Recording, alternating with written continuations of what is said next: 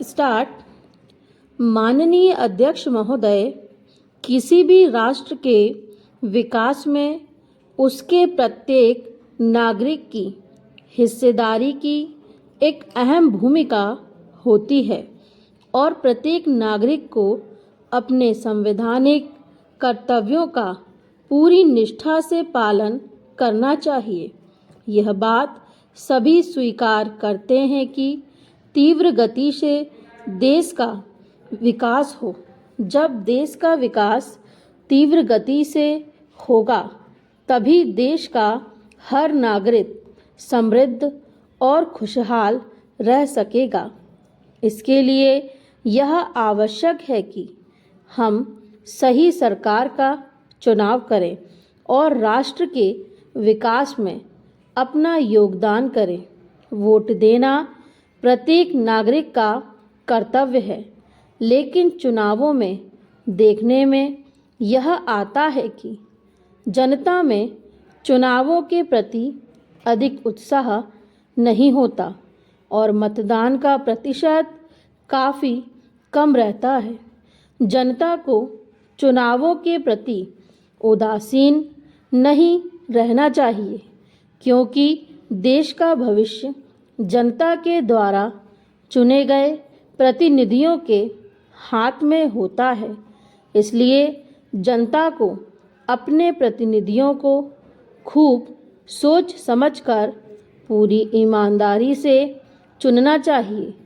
जनता को यह भली भांति समझना चाहिए कि किस दल की क्या नीतियां और कार्यक्रम है और चुनाव जीतने के बाद वह दल जनता की समस्याओं को किस प्रकार से हल करेगा। पैराग्राफ। प्रत्येक दल की अलग नीतियां, उद्देश्य और सिद्धांत होते हैं। विभिन्न दलों द्वारा देश की समस्याओं को हल करने के लिए जो उपाय बताए जाते हैं उनका भी जनता को तुलनात्मक अध्ययन अवश्य करना चाहिए, क्योंकि दलों की नीतियों और उनके द्वारा समस्याओं के बताए जाने वाले हल का प्रभाव जनता पर ही पड़ता है। उम्मीदवारों को चुनते समय उनकी योग्यता का भी ख्याल रखना चाहिए।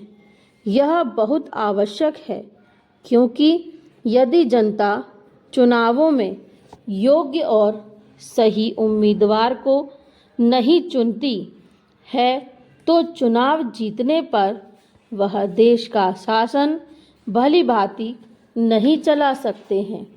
चुनाव जीतने के बाद सरकार बनने पर जनप्रतिनिधियों को देश का शासन सही प्रकार से चलाने एवं देश की बड़ी बड़ी समस्याओं को हल करने के लिए बहुत महत्वपूर्ण निर्णय लेने पड़ते हैं और बड़े बड़े अधिकारियों के साथ काम करना होता है।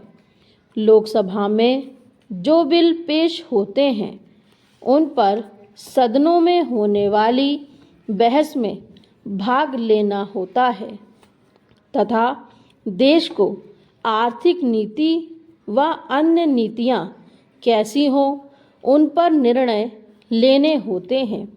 यदि जनता अपने उम्मीदवारों का चयन ठीक प्रकार से नहीं करेगी तो वे ठीक प्रकार से देश का शासन नहीं चला पाएंगे।